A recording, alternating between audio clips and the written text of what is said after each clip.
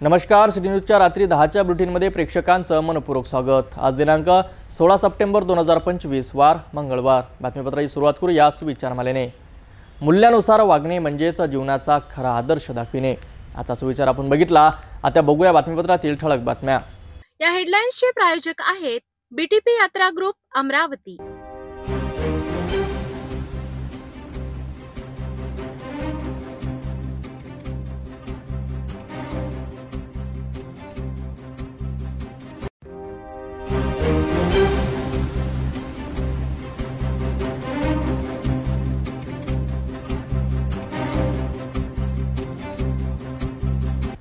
ठळक बातम्या बघितल्या। आता घेऊया एक छोटासा ब्रेक।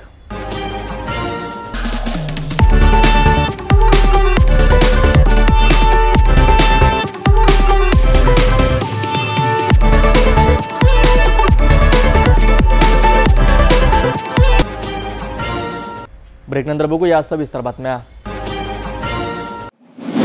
अमरावती शहरात काल सोमवारी मध्यरात्री घडली एक थरारक घटना।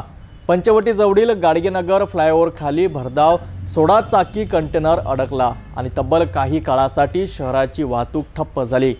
जड मालाने भरलेला हा कंटेनर फ्लायओव्हर खाली अडकल्याने दोन्ही बाजूंनी वाहनांच्या लांबच लांब रांगा लागल्या। नागरिक त्रस्त, पोलीस सतर्क आणि प्रशासनाची धावपळ, संपूर्ण घटनेचा खास अहवाल। अमरावतीत पंचवटी जवळील गाडगेनगर फ्लायओव्हरवर सोमवारी रात्री ही घटना घडली। भरधाव वेगाने येत असलेल्या 16 चाकी कंटेनर ब्रिजच्या खाली अडकला। कंटेनर मधील जड मालामुळे ट्रक हलविणे कठीण झाले। काही काळासाठी पंचवटी परिसरातील वाहतूक पूर्णपणे विस्कळीत झाली। या अपघातानंतर परिसरात एकच गर्दी उसळली। घटनास्थळी गाडगेनगर पोलीस तात्काळ दाखल झाले आणि परिस्थिती नियंत्रणात आणण्याचा प्रयत्न सुरू केले। फ्लायओव्हरची प्राथमिक चौकशी केल्यानंतर कळाले की त्याला फ्लायओव्हरची उंची माहिती नव्हती आणि त्यामुळे हा अपघात घडला। सुदैवाने या घटनेत कोणतीही जीवितहानी झाली नाही, परंतु वाहतुकीला काही काळ अडथळा निर्माण झाला। रात्रीच्या वेळी झालेल्या या घटनेमुळे वाहन चालकांना मोठा त्रास सहन करावा लागला। अशा घटना आपल्याला सावध करतात की वाहतुकीचे नियम पाळणे आणि रस्त्यावरील चिन्हाकडे लक्ष देणे किती महत्त्वाचे आहे। प्रशासन आता अशा ठिकाणी योग्य उंचीचे फलक बसविण्याच्या तयारीत आहे, जेणेकरून पुन्हा अशा घटना घडू नयेत।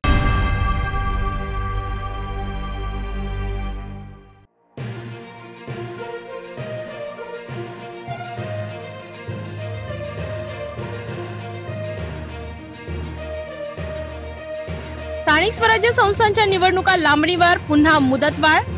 स्थानिक स्वराज्य संस्थांच्या निवडणुका आता 31 जानेवारी 2026 पर्यंत लांबणीवर।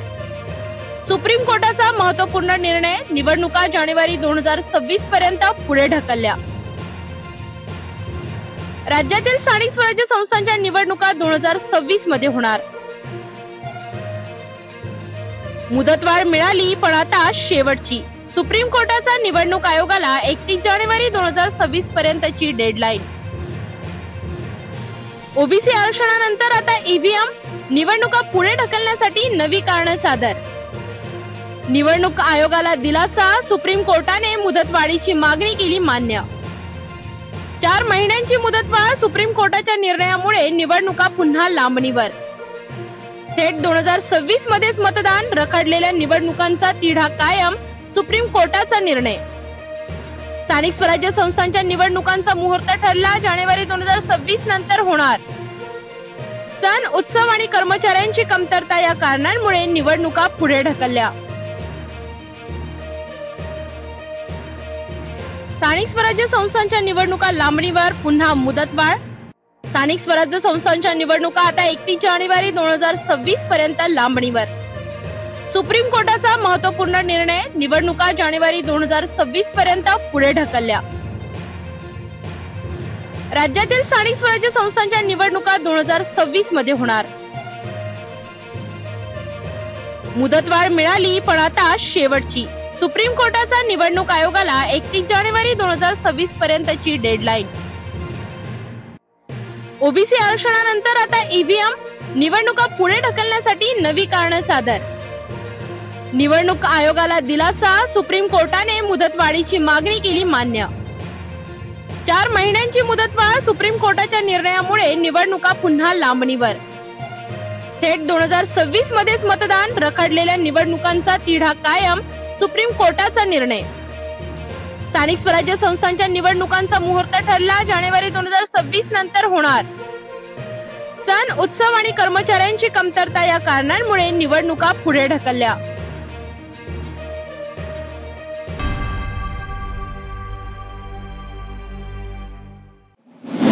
अमरावतीकरांसाठी एक आनंदाची बातमी। अमरावती शहरातील बेलोरा विमानतळावरून बंद असलेली मुंबई विमानसेवा पुन्हा सुरू होत आहे आणि यावेळी वेळापत्रकही आहे अधिक सोयीस्कर। मुख्यमंत्री देवेंद्र फडणवीस यांच्या हस्ते लोकार्पण झालेले हे विमानतळ आता पुन्हा एकदा सुरू होणार आहे। पण अजूनही एक मोठी सुविधा बाकी आहे, ती म्हणजे नाईट लँडिंगची। जाणून घेऊया वेळापत्रात करण्यात आलेल्या या बदलांविषयी। अमरावती बेलोरा विमानतळ एकेकाळी आठवड्यातून 3 दिवस उड्डाणाची सुविधा असलेले हे विमानतळ अवकाळी पावसामुळे काही दिवस बंद होते, पण आता पुन्हा एकदा ही सेवा प्रवाशांसाठी सुरू होणार आहे। अलायन्स एअर कंपनीने ऑक्टोबर पासूनच्या नवीन वेळापत्राची घोषणा केली आहे, ज्यामध्ये मुंबईहून सकाळी 7:05 उड्डाण होईल आणि अमरावतीला सकाळी 8:50 पोहोचेल। अमरावतीवरून मुंबईच्या दिशेने विमान सकाळी 9:15 उड्डाण घेणार असून ते 11 वाजता मुंबईला पोहोचेल। हे वेळापत्रक विशेषतः व्यावसायिक, उद्योगपती आणि सरकारी अधिकाऱ्यांसाठी अत्यंत सोयीचे ठरणार आहे। मात्र या विमानतळावर नाईट लँडिंग सुविधा अद्यापही उपलब्ध नाही। तज्ञांच्या मते जर ही सुविधा सुरू झाली तर नागपूर, मुंबई, पुणे यासारख्या शहरांसोबतच अमरावतीचा हवाई संपर्क अधिक मजबूत होईल आणि शहराच्या विकासाला मोठी गती मिळेल। शहरातील व्यापारी, उद्योगपती आणि नागरिकांनी प्रशासनाने नाईट लँडिंगची सुविधा उपलब्ध करून द्यावी अशी मागणी सुरू केली आहे। पुढे प्रशासन कोणते निर्णय घेते हे पाहणे आता महत्त्वाचं ठरेल। तर अमरावतीकरांनो, विमानसेवा पुन्हा सुरू होत असल्यामुळे तुमचं मुंबईशी अंतर कमी होणार आहे। मात्र नाईट लँडिंगची सुविधा उपलब्ध झाली तरच अमरावतीकरांचं खरं विमानानं स्वप्न पूर्ण होईल। प्रशासनाने आता याकडे लक्ष देणं आवश्यक आहे। सिटी न्यूज सोबत रहा, आम्ही प्रत्येक घडामोडी तुमच्यापर्यंत पोहोचवत राहू।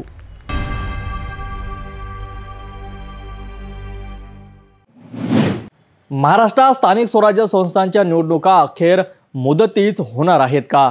गेल्या 4-5 वर्षांपासून राज्यातील महानगरपालिका, नगरपालिका, जिल्हा परिषद आणि नगरपंचायतीच्या निवडणुका रखडल्या होत्या। या रखडलेल्या निवडणुका आता सर्वोच्च न्यायालयाच्या निर्देशनानुसार 31 जानेवारी 2026 पर्यंत होण्याची मार्गदर्शक मुदत निश्चित झाली आहे। मागील मे महिन्यात सर्वोच्च न्यायालयाने राज्य निवडणूक आयोगाला आदेश दिला होता की 4 महिन्यांच्या आत म्हणजेच ऑक्टोबर 2025 पर्यंत स्थानिक स्वराज्य संस्थांच्या निवडणुका संपवाव्यात। मात्र या मुदतीत निवडणुका पार पडल्या नाहीत। याबाबत मंगळवारी सर्वोच्च न्यायालयात सुनावणी झाली। न्यायालयाने राज्य सरकारला निवडणूक प्रक्रियेत विलंबनाबाबत जाब विचारला। राज्य सरकारने आपली बाजू मांडताना कर्मचाऱ्यांची कमतरता, सण उत्सव, प्रभाग रचनेचे काम, ईव्हीएम यंत्रांची उपलब्धता यांसारखी कारणे सांगितली।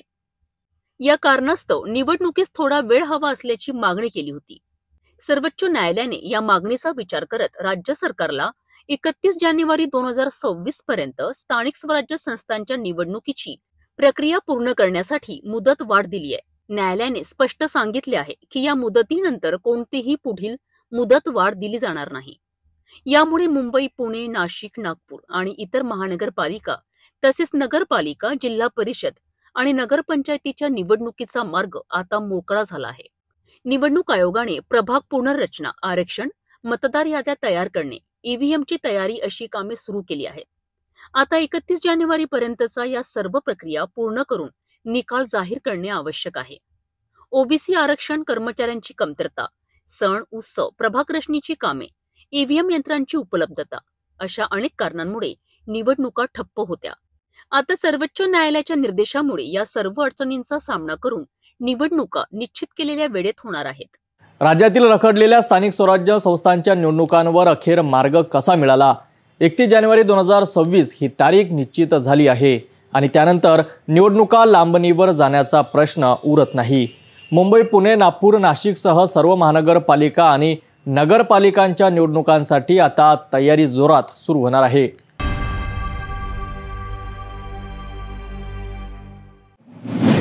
अमरावती महानगरपालिका वतीने जाहीर केलेल्या प्रारूप प्रभाग रचनेला मोठा प्रतिसाद मिळाला आहे। या नवीन प्रारूप प्रभाग रचनेवर नागरिकांनी आपले मत व्यक्त केले आणि अनेकांनी आक्षेप नोंदविले आहेत। अमरावती महानगरपालिकेने आपल्या वतीने नवीन प्रभाग रचना जाहीर केली होती।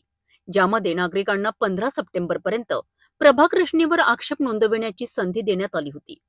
या कालावधीत संपूर्ण महानगरपालिका क्षेत्रातून 133 आक्षेप नोंदविण्यात आले आहेत. येत्या 17, 18 आणि 19 सप्टेंबर रोजी या आक्षेपांची सुनावणी होणार आहे, जिथे प्रत्येक आक्षेपाची सविस्तर चौकशी केली जाईल.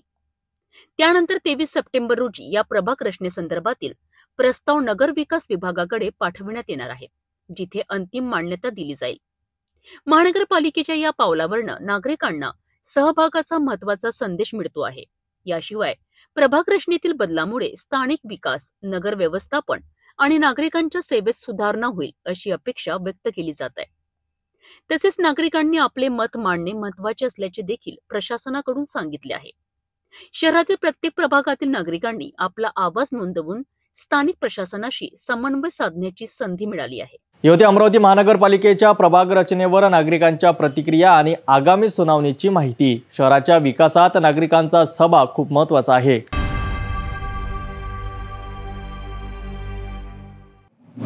शहरात अतिक्रमणाचे साम्राज्य मोडीत काढण्यासाठी मनपा प्रशासनाने आज धडाकेबाज मोहीम राबविली आहे. नागपूर गेट चौक ते जमील कॉलनी, ट्रान्सपोर्ट नगर ते वलगाव रोड आणि वली चौकापर्यंत संपूर्ण परिसरातील अतिक्रमण पाहता पाहता जमीनदोस्त झाली. जेसीपी गरजला, शेड, टपऱ्या, बेकायदेशीर बांधकामे एका झपाट्यात उद्ध्वस्त झाली. या कारवाईने अतिक्रमणधारकांचे धाबे दणाणले आहे. अमरावती महानगरपालिकेने सकाळी 11 वाजल्यापासून अतिक्रमण विरोधी मोहिमेला मोठी गती दिली आहे. आयुक्त सौम्या शर्मा चांडक यांच्या आदेशानुसार आणि अतिरिक्त आयुक्त शिल्पा नाईक, उपायुक्त डॉक्टर मेघना वासनकर यांच्या मार्गदर्शनाखाली ही मोहीम राबविण्यात आली आहे. नागपुरी गेट चौक, जमील कॉलनी, ट्रान्सपोर्ट नगर, वलगाव रोड आणि वली चौक परिसरातील रस्ते व फुटपाथवर करण्यात आलेली अतिक्रमणे हटविण्यात आली आहे. यामध्ये झोपड्या, पत्र्याचे शेड, पक्की बांधकामे, दुकानांसमोर पसरलेले साहित्य, बेकायदेशीर टपऱ्या यांचा समावेश होता. अन्यथा आपल्याला पुढील कारवाई करण्यात येईल.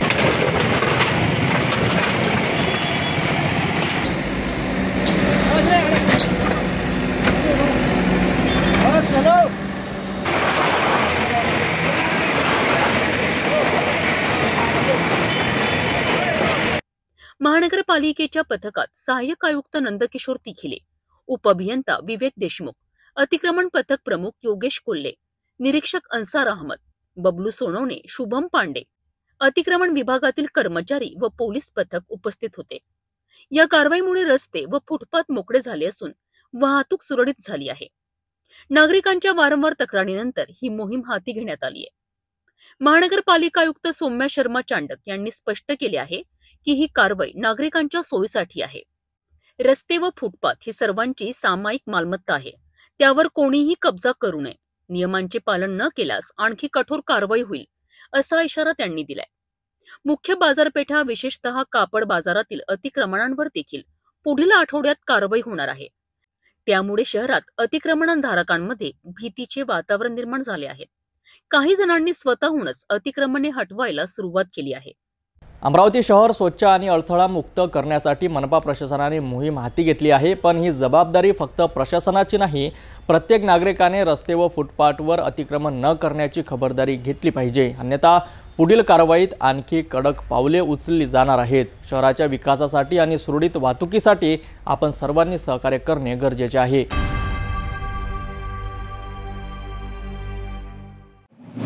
अमरावतीत पुन्हा एकदा मनपा प्रशासनाने अतिक्रमणावर गदा चालविली आहे. श्रीधरनगर आणि चौरेनगर परिसरातील रस्त्यावर उभारलेले अवैध मंदिराचे बांधकाम मनपाने हटविले आहे.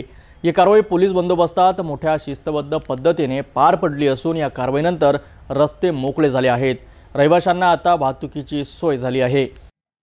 अमरावती महानगरपालिका आयुक्त सौम्या शर्मा चांडक, अतिरिक्त आयुक्त शिल्पा नाईक व उपायुक्त डॉक्टर मेघना वासनकर यांच्या आदेशान्वये ही अतिक्रमण विरोधी मोहीम राबविण्यात आली आहे. झोन क्रमांक 4 म्हणजेच बडनेरा अंतर्गत येणाऱ्या राजापेठ पोलीस स्टेशन हद्दीतील श्रीधरनगर, चौरेनगर परिसरात श्री नामदेव झोंबाडे यांच्या प्लॉट समोरील रस्त्यावर कोणत्याही अधिकृत परवानगीशिवाय उभारलेले अवैध मंदिराचे बांधकाम हटविण्यात आले.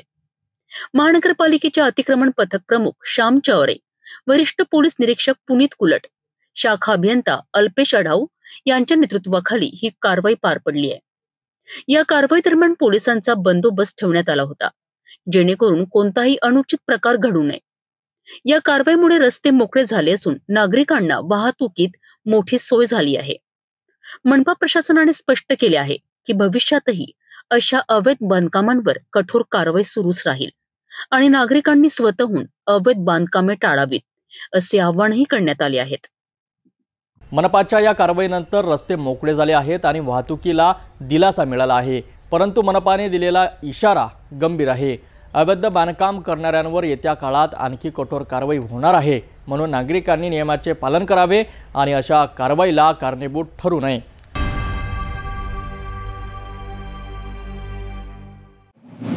अमरावतीत धक्कादायक घटना घडली आहे। नांदगाव पेठ येथील ब्रिजलँड कपडा मार्केटमध्ये आज सकाळी भीषण आग लागली। L4 लाईनमधील कलानिकेतन कलेक्शन होलसेल शॉपचे कोट्यवधी रुपयाचे नुकसान झालेत। शॉक सर्किटमुळे ही आग लागल्याचा प्राथमिक अंदाज वर्तविला जात आहे। फायर ब्रिगेडच्या 5 गाड्यांनी शर्थीचे प्रयत्न करत ही आग नियंत्रणात आणली। घटनास्थळी पोलीस, व्यापारी असोसिएशनचे पदाधिकारी उपस्थित होते। नांदगाव पेठ येथील ब्रिजलँड कपडा मार्केटमध्ये आज सकाळी भीषण आग लागून खळबळ उडाली। L4 लाईनमधील असलेल्या कलानिकेतन कलेक्शन रेडीमेड होलसेल शॉपमध्ये ही आग लागली। प्राथमिक अंदाजानुसार शॉक सर्किटमुळे ही दुर्घटना घडली असल्याची माहिती पोलिसांनी दिली। सकाळी सुमारे 8 वाजताच्या सुमारास L4 लाईनमधून धूर निघत असल्याचे मार्केटमधील वॉचमनला दिसले। त्याने तातडीने फायर ब्रिगेडला कळविले। त्यावेळी ब्रिजलँड व्यापारी असोसिएशनचे सचिव बंटी पारवानी घटनास्थळी दाखल झाले आणि पोलिसांना माहिती देत फायर ब्रिगेडच्या गाड्या मागविण्यात आल्या। पोलीस ठाणेदार दहातोंडे आणि पोलीस उपनिरीक्षक शहाणे पथकासह घटनास्थळी दाखल झाले।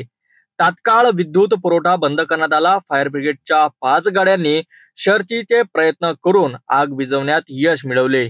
या आगीत दुकानातील तब्बल 70 लाख रुपयाचा माल आणि 30 ते 35 लाखाचे फर्निचर जळून खाक झाले। एकूण 1 कोटी रुपयापेक्षा जास्त नुकसान झाल्याची माहिती कलानिकेतन कलेक्शनचे संचालक विकी राजकुमार वरंदारी यांनी दिली। दिवाळी सीझनसाठी मोठा माल भरून ठेवला असताना ही दुर्घटना झाल्यामुळे व्यापाऱ्यांमध्ये निराशेचे वातावरण आहे। 10 दिन बाद दशहरे की सीजन चालू होने वाली थी, इसके उपलक्ष्य में मैंने बहुत सारा स्टॉक जमा किया था, कम से कम 70 से 80 लाख रुपए का। और आगे दिवाली भी थी, उसके हिसाब से भी तैयारी अच्छी चल रही थी। और फर्नीचर का भी कम से कम 25 से 30 लाख रुपये का फर्नीचर का भी नुकसान हुआ। नांदगाव पेठ येथील आगीमुळे कोट्यवधींचे नुकसान झाले आहे। सुदैवाने या घटनेत कोणतीही जीवितहानी झाली नाही। पोलिसांनी शॉक सर्किटमुळे आग लागल्याचा प्राथमिक अंदाज वर्तवला असून अधिक तपास सुरू आहे। दिवाळीच्या तोंडावर व्यापाऱ्यांना मोठा आर्थिक फटका बसला आहे।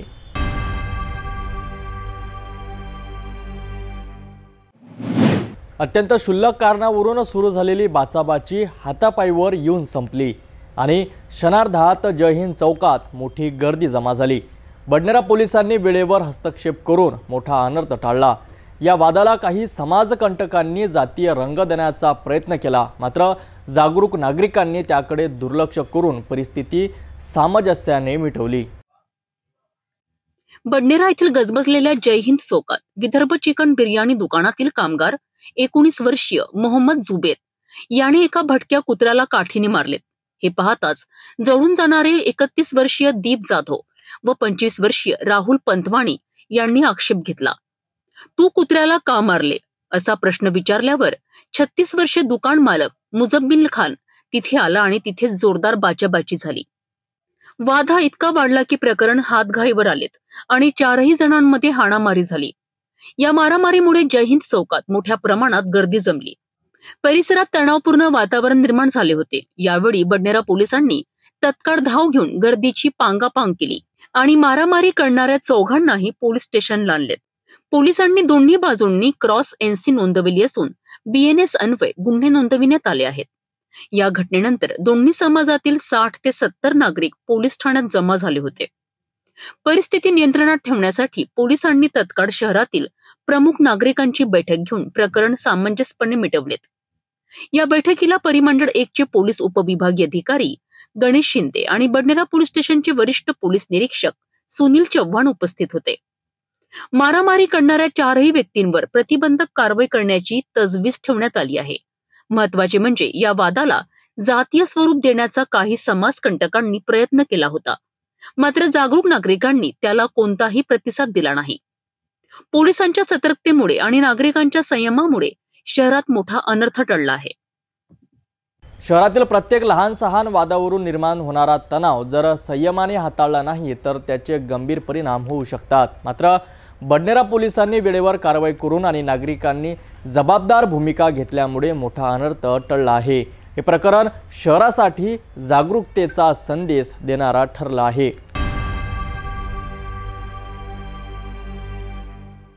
भेटूया एका छोट्याशा विश्रांतीनंतर. तपोवन फक्त 1.5 किलोमीटर अंतरावर राधानगरी लेआउट लेक व्ह्यू प्लॉटसह मोजकेच प्लॉट शिल्लक. त्वरित संपर्क करा 9930070667 किंवा 7620433325 या क्रमांकावर. विश्रांतीनंतर पुन्हा आपले स्वागत. अमरावती जिल्ह्यातील तिवसा तालुका हादरून गेला आहे. गेल्या 2 दिवसांपासून बेपत्ता असलेल्या 11 वर्षीय चिमुकल्याचा मृतदेह अखेर गावाजवळच्या शेततळ्यात सापडला आहे. गावकऱ्यांमध्ये शोककळा पसरली आहे. कुटुंबावर दुःखाचा डोंगर कोसळला आहे आणि आता या मृत्यूमागे गूढ अधिक गहीर झाला आहे. ध्रुव राठोड नावाचा हा मुलगा रविवारी दुपारी घरातून खेळायला गेला होता, पण तो परतलाच नाही. 2 दिवस गावभर शोधाशोध, पोलीस तपास सुरू असताना आज दुपारी हा धक्कादायक शोध लागला. अखेर हा मृत्यू अपघाती आहे का खून याचा तपास पोलीस करीत आहे. तिवसा तालुक्यातील वीरगव्हाण गाव साधारणतः 15 सप्टेंबरच्या दुपारी एक धक्कादायक घटना घडली आहे. ध्रुव विजय राठोड वय फक्त 11 वर्ष रविवारी दुपारी 12 वाजता घरातून खेळायला गेला, परंतु तो परतलाच नाही. नातेवाईकांनी दिवसभर शोधाशोध केली. जेव्हा तो सापडला नाही तेव्हा अखेर वडील विजय रमेश राठोड यांनी कुर्ला पोलीस स्टेशन गाठले आणि हरवल्याची तक्रार नोंदवली. तक्रार मिळताच कुर्ला पोलीस ठाणेदार अनुप वाकडे यांच्या मार्गदर्शनाखाली शोध मोहीम सुरू झाली. गावातील प्रत्येक कोपरा, शेत शिवार, रस्ते, ओसाड जागा सर्वत्र शोध घेण्यात आला आणि मग मंगळवारी दुपारी गावापासून अवघ्या 1 किलोमीटर अंतरावर एका शेतातील तळ्यात एक मृतदेह तरंगताना दिसला. गुरे राखणाऱ्या एका शेतकऱ्याने पोलिसांना माहिती दिली. Kurra police PSI Vilas Thul, SI Yogendra Lad आणि पोलीस पथक तात्काळ घटनास्थळी दाखल झाले. NDRF टीमला पाचारण करून मृतदेह बाहेर काढण्यात आला. नातेवाईकांनी मृतदेहाची ओळख ध्रुव राठोड म्हणून पटविली. पंचनामा करून मृतदेह तिवसा ग्रामीण रुग्णालयात उत्तरीय तपासणीकरिता पाठवण्यात आला आहे. गावात हळहळ व्यक्त होत आहे आणि आता या मृत्यूमागचे नेमके कारण शोधण्याचे आव्हान पोलीस तपासासमोर आहे. हा अपघाती मृत्यू आहे का यात काही संशयास्पद बाब आहे हे उत्तरीय तपासणीनंतरच स्पष्ट होणार आहे. ध्रुव राठोडच्या मृत्यूने वीरगव्हाण गाव शोकसागरात बुडाले आहे. प्रत्येकाच्या डोळ्यात हळवेपणा आणि मनात प्रश्न. 11 वर्षाच्या मुलाचा मृत्यू शेततळ्यात कसा झाला? पोलीस तपासानंतर सत्य बाहेर येईल, पण तोवर गावात भीतीचं आणि दुःखाचं सावट आहे. आम्ही या प्रकरणातील पुढील घडामोडीवर लक्ष ठेवून आहोत. तोपर्यंत पाहत रहा सिटी न्यूज.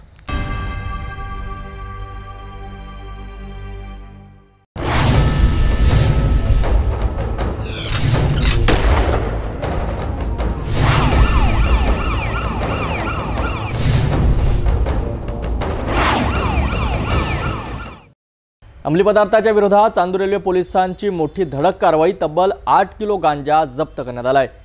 आरोपी पोलिसांच्या ताब्यात आहे. संजय बाबूराव आडे नावाच्या आरोपीवर गुन्हा दाखल करण्यात आला आहे. या कारवाईत तब्बल 2,10,000 रुपयाचा मुद्देमाल जप्त झाला आहे. ही कारवाई नेमकी कशी पार पडली पाहूया सविस्तर रिपोर्टमध्ये. चांदूर रेल्वे पोलीस ठाण्यात 15 सप्टेंबर रोजी मिळालेल्या गुप्त खबरीनंतर पोलिसांनी तात्काळ सापळा रचला. माहितीप्रमाणे एक इसम मालखेड ते अमरावती मार्गे लालखेड रस्त्याने 8 किलो गांजा घेऊन जाणार असल्याचे समजताच पोलिसांनी वरिष्ठांच्या मार्गदर्शनाखाली रेडचे नियोजन केले. राजपत्रित अधिकारी, 2 पंच, फोटोग्राफर आणि वजन काट्यासह पथक तयार करण्यात आले. देशमुख यांच्या शेताजवळ संशयास्पदरित्या चालणाऱ्या एका व्यक्तीस थांबवून चौकशी करण्यात आली. त्याने आपले नाव संजय बापूराव आडे, वय वर्ष 40, राहणार लालखेड असे सांगितले.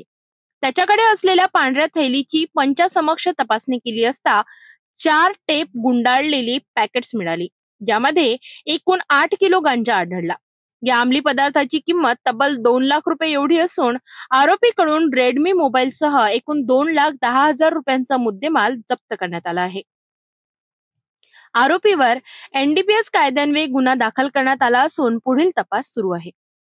चांदुरली पोलिसांच्या या कारवाईमुळे परिसरातील गांजा विक्री रॅकेटला मोठा धक्का बसला आहे. आरोपीवर कठोर कारवाई केली जाईल असे पोलिसांनी स्पष्ट केले आहे. अवैध अंमली पदार्थाच्या विरोधात ही धडक मोहीम पुढेही सुरू राहणार असल्याचे पोलिसांनी सांगितले आहे.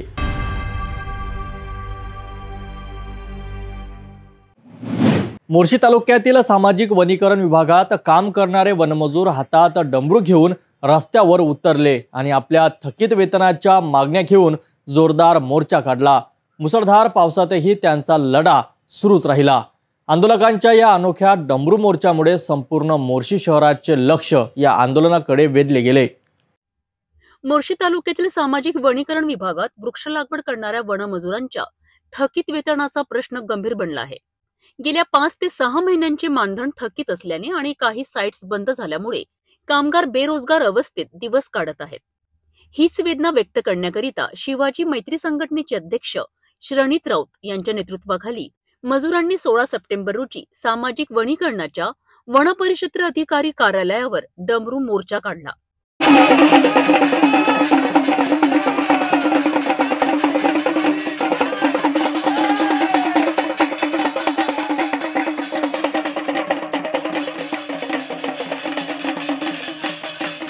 पावसाचा मुसळधार मारा सुरू असतानाही आंदोलक मागे हटले नाही. हातात डमरू घेऊन घोषणाबाजी करत त्यांनी आपला रोष व्यक्त केलाय. 5 ते 6 महिन्यांचे थकीत वेतन तात्काळ देण्यात यावे. बंद पडलेल्या साइट्सवर पुन्हा काम सुरू करून मजुरांना रोजगार द्यावा. या आंदोलनकर्त्यांच्या मागण्या स्पष्ट होत्या. तालुक्यातील 17 साईट बंद पडलेल्या आहे मजूर वर्गांच्या, पण त्यांच्यावर कोणत्याच प्रकारचं लक्ष या विभागाचं सामाजिक विभागाचं आहे, सामाजिक वनीकरण विभागाचं आहे नाही. त्या कारणानं आम्ही 2 ते 3 वेळा निवेदन सादर केले, मात्र कोणत्याही प्रकारे यांची उपलब्ध कामाची समजा सुरळीत काम सुरू ठेवले नाही. करिता आम्ही डमरू बजाव आंदोलनाद्वारे ठिय्या इथे सामाजिक वनीकरणमध्ये मांडला आहे. यांचं म्हणणं असं आहे की तुम्ही वाढलेलं ताट एका हाताने हे ओढून घेत आहे आणि दुसऱ्या ताटाची मागणी करा असे हे म्हणत आहे. मात्र ताट असताना तुम्ही दुसरे समजा मागणी करायची उद्देश तरी तुमचा कोणता आहे हे आम्हाला स्पष्ट समजू द्या व मजुरांचे काम सुरळीत सुरू करा अशी आमची छत्रपती शिवाजी मैत्री संस्थेतर्फे व मजूर वर्गातर्फे मागणी आहे. आणि यांचे पैसे 3 ते 4 महिन्याचे पेंडिंग आहे. ज्यांना मजुरी मिळाली नाही आहे त्यांचा उदरनिर्वाह कसा होईल, त्यांचे रोजचे दैनंदिन गरजा भागन कशा, शैक्षणिक, आरोग्य व बाकी गोष्टीचे कसे विल्हेवाट लावून यही यांचं ठाव ठिकाणं आहे. नाही करिता आम्ही डमरू बजाव आंदोलनाद्वारे आज इथे त्यांच्यासमोर उभं ठाकलेलो आहे. इथे पाऊस जरी आला तरी आम्ही इथून आज उठणार नाही आहे अशी आम्ही छत्रपती शिवाजी मैत्री संस्थेतर्फे ग्वाही देतो. या दरम्यान मोर्शीच्या सामाजिक वनीकरण विभागाच्या वनपरिक्षेत्र अधिकारी शीतल धांडे यांनी लेखी पत्र देत मागण्या मान्य करण्याचे आश्वासन दिलेत आणि लवकरच प्रश्न मार्गी लागतील असे सांगितले. आमच्या ज्या साईट बंद आहेत तालुक्यावरच्या त्या साईट सुरू होण्यासंदर्भात यापूर्वी आम्ही तहसील कार्यालय आणि कलेक्टर ऑफिसमध्ये कार्य पाठवले होते. कागदपत्र पत्रव्यवहार केलेला आहे, पण तो टेक्निकल प्रॉब्लेम अजूनपर्यंत सॉल्व्ह झालेला नाही आहे. तर त्याच्यावर त्यांनी आम्हाला असं कळवलेलं आहे की या मजुरांकडून नमुना 4 भरून घ्या आणि नमुना 4 भरून त्यांनी ग्रामपंचायतला सादर करावे. त्याच्यानुसार त्यांना पुढील काम उपलब्ध होईल. पोलीस बंदोबस्तासाठी मोर्शी पोलीस स्टेशनचे सहाय्यक पोलीस निरीक्षक चिंचोळे आणि खुफिया विभागाचे योगेश सांबारे हेही उपस्थित होते. त्यांनी आंदोलकांना शांततेत आंदोलन करण्याचे आवाहन केले. अखेर श्रणित राऊत यांच्या समजुतीनंतर आंदोलन मागे घेण्यात आले. मात्र प्रश्न सुटले नाहीत तोवर लढा सुरू ठेवण्याचा इशारा मजुरांनी दिलाय. शेतकऱ्याला पैसे भेटते सर भेटते, पण आम्ही भूमी वाटल्यानंतर आमचं काम बंद पडलं. हे आम्ही घरी बायका बमलते, तेल नाही आहे, साखर नाही आहे, हे नाही, आमची मोटर येऊ दे बा मग आणतो. गिऱ्हाईक थकला आहे, हे थकला आहे, ते थकला आहे, मग आम्ही काय एंट्री बॅग का मागितलं, एंट्री बॅग काय करा. आंदोलन कशासाठी आहे तुमचं? म्हणजे आम्हाला काम द्या नाही तर आमचे मागचे मोटर आमचे तर टाकून द्या. मुसळधार पावसात डमरू वाजवत लढा देणारे हे वनमजूर केवळ आपले हक्काचे वेतन मागत होते. प्रशासनाने दिलेले आश्वासन कितपत खरे ठरते हे पाहणे आता महत्त्वाचं ठरणार आहे. मोर्शीतील हा डमरू मोर्चा संपला असला तरी वनमजुरांच्या संघर्षाची कहाणी अजून सुरूच आहे.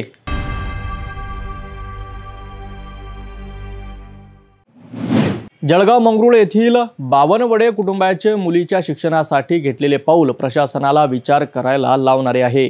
समाज कल्याण कार्यालयासमोर पालक व विद्यार्थी उपोषणाला बसले आहेत, कारण शासकीय वसतिगृहात प्रवेश नाकारला गेला.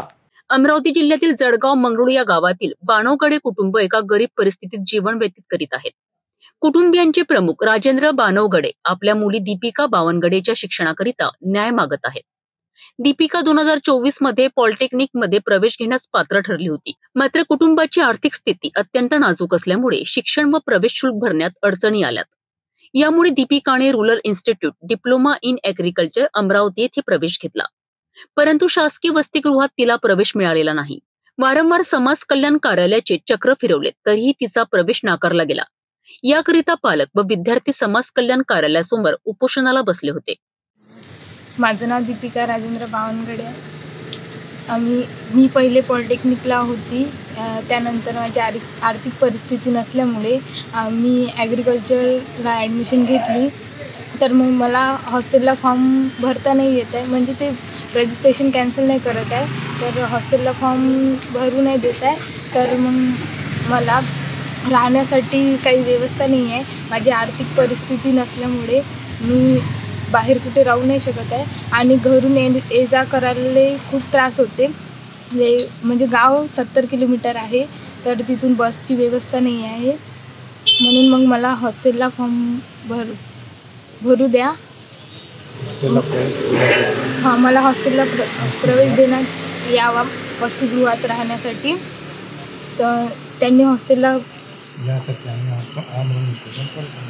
त्यासाठी आम्ही आमरण उपोषण करत आहे. कुटुंबाचे म्हणणे आहे की जर प्रशासनाने मदत केली नाही तर दीपिकाचे शिक्षण मोठ्या अडचणीत येईल. त्यामुळे समाज कल्याण विभागाने तातडीने कारवाई करावी अशी त्यांची मागणी आहे. या उपोषणामुळे प्रशासनाची आणि समाजाची नजर पुन्हा गरीब विद्यार्थ्यांच्या शैक्षणिक समस्येकडे वळली आहे. पालकांचे रडत बिनविरोध न्याय मागणे हे समाजात अनेकांना विचार करण्यास भाग पाडणारे आहेत. राजेंद्र विष्णूजी बावनगडे, राहणार जळगाव, तालुका धामणगाव, जिल्हा अमरावती. माझी मुलगी पॉलिटेक्निकला पहिल्या वर्षी शिक्षण घेत होती मागच्या वर्षी, आणि त्या शिक्षणाची फी भरायला पैसे नसल्यामुळे आम्ही ॲग्रिकल्चर डिप्लोमाला मुलीची ॲडमिशन केली. तर मागच्या वर्षी वसतिगृहात प्रवेश घेतला होता तिने, शासकीय वसतिगृहात. तर यावर्षी तिला समाज कल्याणामार्फत वसतिगृहात प्रवेश देत नाही आहे, आणि आमची परिस्थिती नसल्यामुळे, रूम करून राहण्याची परिस्थिती नसल्यामुळे आम्हाला आमरण उपोषण करावं लागत आहे प्रवेश मिळेपर्यंत. जळगाव मंगरुळ येथील बावनवडे कुटुंबाचे उपोषण हे फक्त एका मुलीच्या शिक्षणासाठी नाही, तर ते गरीब विद्यार्थ्यांच्या शैक्षणिक अधिकारांसाठी एक संदेश आहे. प्रशासनाने त्वरित कारवाई करून या मुलीला वसतिगृहात प्रवेश मिळवून द्यावा अशी मागणी व्यक्त केली जात आहे.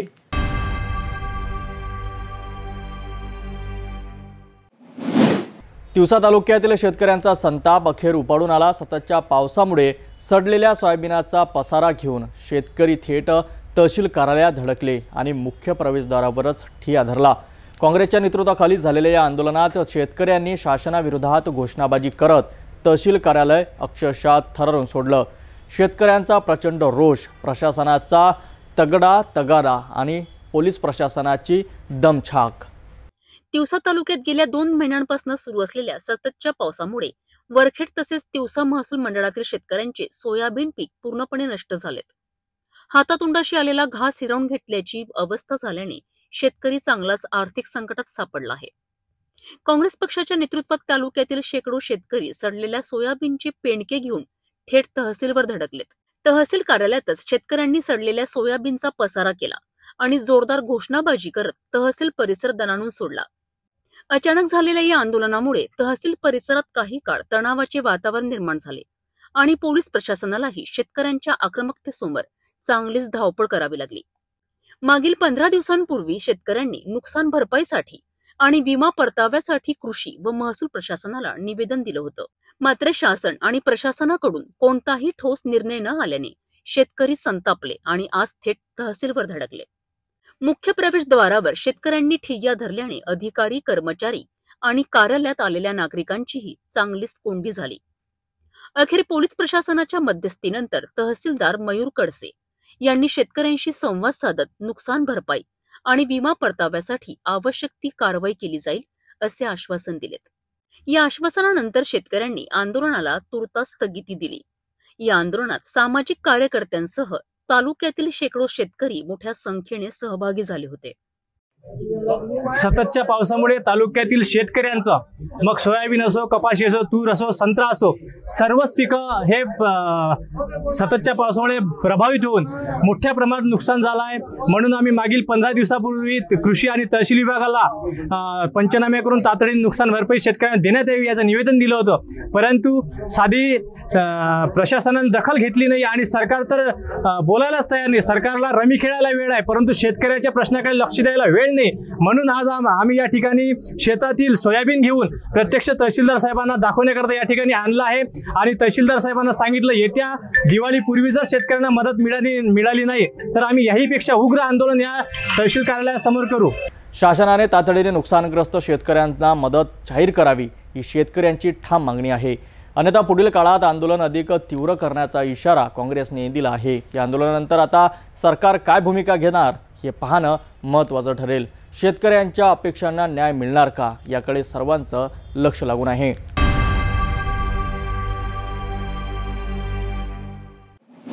अकोला जिल्ह्यातील मूर्तिजापूर रेल्वे जंक्शनवर सोमवारी दुपारी एक हृदयद्रावक घटना घडली. पुणे अमरावती पॅसेंजर ट्रेनमधून उतरतानाच प्रवासी घसरला आणि थेट ट्रेन व प्लॅटफॉर्मच्या मधल्या जागेत अडकला. तब्बल अर्धा तास चाललेल्या या थरारक बचाव कार्यातून त्या प्रवाशाला वाचविण्यात यश आलं. पण या घटनेनं रेल्वे सुरक्षेवर मोठं प्रश्नचिन्ह निर्माण केलं. मूर्तिजापूर रेल्वे जंक्शन, दुपारची साधारण 3:30 वाजताची वेळ. पुणे अमरावती पॅसेंजर प्लॅटफॉर्म क्रमांक 2 वर थांबते. प्रवासी मुश्ताक खान मोईन खान वयाने मध्यमवयीन आपल्या कुटुंबासोबत ट्रेनमधून उतरायला जातात. पण पाय घसरतो आणि ते ट्रेन आणि प्लॅटफॉर्मच्या मधल्या जागेत अडकून पडतात. क्षणभरातच संपूर्ण स्टेशनवर खळबळ उडते. रेल्वे पोलीस घटनास्थळी धाव घेतात. जय गजानन आपत्कालीन बचाव पथकाला बोलावण्यात येतं आणि मग सुरू होतो अर्धा तास चालणारा जीवावर बेतलेला रेस्क्यू ऑपरेशन. गॅस कटरच्या सहाय्याने ट्रेनचा पायदान कापला जातो. बचाव पथकाचे जवान घाम गाळून मुश्ताक खान यांना बाहेर काढतात. हा संपूर्ण प्रकार पाहत असलेले शेकडो प्रवासी अक्षरशः श्वास रोखून धरून होते. शेवटी मुश्ताक खान यांना सुरक्षित बाहेर काढण्यात यश येतं. मात्र त्यांच्या दोन्ही पायांना गंभीर दुखापत झालेली असते. त्वरित त्यांना मूर्तिजापूर येथील श्रीमती लक्ष्मीबाई देशमुख शासकीय उपजिल्हा रुग्णालयात दाखल करण्यात येतं. सध्या त्यांच्यावर उपचार सुरू आहेत. या घटनेमुळे पुणे अमरावती पॅसेंजर तब्बल 1 तास 20 मिनिटे प्लॅटफॉर्मवरच थांबवावी लागली. इतर प्रवाशांना मोठा त्रास सहन करावा लागला. रेल्वे प्रशासनाने या घटनेबद्दल खेद व्यक्त करत प्रवाशांना आवाहन केलं आहे, कधीही चालत्या गाडीतून चढण्याचा किंवा उतरायचा प्रयत्न करू नका. पूर्ण गाडी थांबून गेल्यावरच सुरक्षित उतरा किंवा चढा. मूर्तिजापूर जंक्शनवर घडलेली ही घटना रेल्वे सुरक्षेबद्दल गंभीर प्रश्न उपस्थित करते. प्रवाशांनी स्वतःच्या सुरक्षेसाठी दक्ष राहणं तितकंच गरजेचं आहे. अन्यथा अशा दुर्घटना टाळणं अशक्य होईल.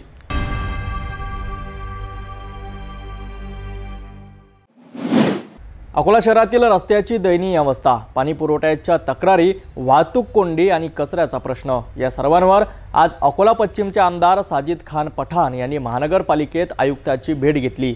विकास कामांमध्ये कोणतीही ढिलाई सहन केली जाणार नाही असा इशारा आमदार पठाण यांनी प्रशासनाला दिला आहे. शहराचा सर्वांगीण विकास हा माझा प्राधान्यक्रम आहे असा सांगत त्यांनी तातडीने ठोस पावले उचलण्याची मागणी केली आहे. अकोला पश्चिम विधानसभा मतदारसंघाचे आमदार साजिद खान पठाण यांनी 15 सप्टेंबर रोजी अकोला महानगरपालिकेचे आयुक्त यांची भेट घेतली. या भेटीत त्यांनी आपल्या मतदारसंघातील रस्ते दुरुस्ती, पाणी पुरवठा सुधारणा, नाले सफाई, कचरा व्यवस्थापन, सार्वजनिक सुविधा यांसारख्या अनेक प्रलंबित प्रश्नांवर चर्चा केली. पावसाळ्यात साचलेल्या पाण्यामुळे नागरिकांना होणारा त्रास, रस्त्यांवरील खड्डे, वाहतूक कोंडी आणि अस्वच्छतेमुळे वाढणारा रोगराईचा धोका याबाबत आमदार पठाण यांनी प्रशासनाचे लक्ष वेधलेत. नागरिकांना मूलभूत सुविधा मिळणे हा त्यांचा हक्क आहे आणि विकास कामांमध्ये कोणतीही ढिलाई सहन केली जाणार नाही असे ठाम शब्दात आमदार पठाण यांनी सांगितले. महानगरपालिका आयुक्तांनी सर्व मागण्यांची नोंद घेतली असून तातडीने उपाययोजना करण्याचे आश्वासन दिले. या बैठकीला महानगरपालिकेचे वरिष्ठ अधिकारी, स्थानिक कार्यकर्ते आणि नागरिक प्रतिनिधी मोठ्या संख्येने उपस्थित होते। भारतीय राष्ट्रीय कांग्रेस पार्टी के जितने भी माजी नगर सेवक है सब आज कमिश्नर साहब से मिलने को आए, जो यहाँ के प्रशासक है कि यहाँ के पालक मंत्री ने अकोला महानगर पालिका को दलित उत्तर, नगरोत्थान और दलित बस्ती के अंदर 25 करोड़ रुपए की निधि दी है, ऐसी जानकारी हमें मिली है डीपीडीसी के माध्यम से। तो वो हम चर्चा करने के लिए आए कि इसके पहले जब भी निधि आती थी नगरोत्थान की, दलित बस्ती की और दलित उत्तर की, तो यहाँ पे भारतीय जनता पार्टी की सत्ता थी और हाउस के अंदर वो मनमानी तरीके से अपने वार्डों में पैसा लेके जाते थे और विपक्ष के जो भी नगर सेवक है उनको पैसा नहीं मिलता था। तो आज हमें कमिश्नर साहब को बोलने आया कि कमिश्नर साहब आप यहाँ के प्रशासक हो, गवर्नमेंट ने आपको इसलिए यहाँ भेजा है कि सत्ताधारी यहाँ अपनी मनमानी करते थे, इसलिए यहाँ प्रशासक करके आपको नेमा है। इसके पहले हमको एक भी विकास निधि अभी तक नहीं मिली और जो भी मिली तो 90% उनको मिला और 10% सिर्फ हमको मिला। तो आज यहाँ पे किसी की सत्ता नहीं है, आप यहाँ प्रशासक करके यहाँ बैठे हुए हैं। तो जनता की आवाज के जरिए हम आपके पास में आए कि जो काम आपको सुझा रहे हैं ये जनता के काम है। किसी माजी नगर सेवक के घर का प्लास्टर नहीं है, किसी की नगर सेवक के घर की दीवार नहीं गिर गई या किसी के नगर सेवक के घर का घर नहीं बांधना है। ये जनता द्वारा जो जनता अकोला महानगर पालिका को गब्बर सिंह टैक्स भरती है, वो टैक्स जो आपने डबल ट्रिपल लादने के बावजूद भी यहाँ की जनता को विकास नहीं मिल रहा। खास तौर से जो सलम बस्ती है, भारत नगर है, उसके बाद में नायगांव है, उसके बाद में गंगानगर है, उसके बाद में और तुम्हारा भगतवाड़ी है, हमजा प्लाट है, उसके बाद में अकोट फैल है और उसके अंदर मोरकीवाड़ी है, और ऐसे कई इलाके जो मैं नाम बोल रहा हूँ। डाबकी रोड है, डाबकी रोड का बहुत इलाका पिछड़ा बचा हुआ है। जहां जहां महानगर पालिका टैक्स वसूलती है वहां विकास एक जैसा क्यों नहीं होता है? तो सत्ताधारी के नगर सेवक के वहां विकास होता है और विपक्ष के नगर सेवक के विकास नहीं होता है। टैक्स तो पूरा अकोले से लिया जाता है लेकिन विकास सिर्फ सत्ताधारियों के वार्डों में होता है। इसलिए हम कमिश्नर साहब को निवेदन देने आए, रिक्वेस्ट करने आए कि अभी तक सत्ताधारियों ने हमारे साथ में भेदभाव किया, लेकिन आप प्रशासक करके उसके ऊपर अंकुश लगाकर एक न्याय दीजिए और अकोला शहर में जो काम की आवश्यकता है उसमें काम दीजिए। आप भेदभाव करने से इनको रोको और सत्ताधारियों पे लगाम लगाओ, इसलिए गवर्नमेंट ने आपको भेजा है। ये विनंती हम करने के लिए आए थे। हमें कमिश्नर साहब से मिलकर ऐसा लगता है कि जरूर इस बारी में हमारे वार्डों के लोगों को, हमारी जनता को विकास के लिए कमिश्नर के माध्यम से निधी मिलेगी, ऐसी मैं आशा करके यहाँ से विदा होते। अकोला शहरातील वाढत्या समस्याकडे लक्ष देत आमदार पठाण यांनी पुन्हा एकदा प्रशासनाला जाग आणली आहे। आता या मागण्यांवर कितपत आणि किती जलद कारवाई होते याकडे आता सर्वांचं लक्ष लागलंय।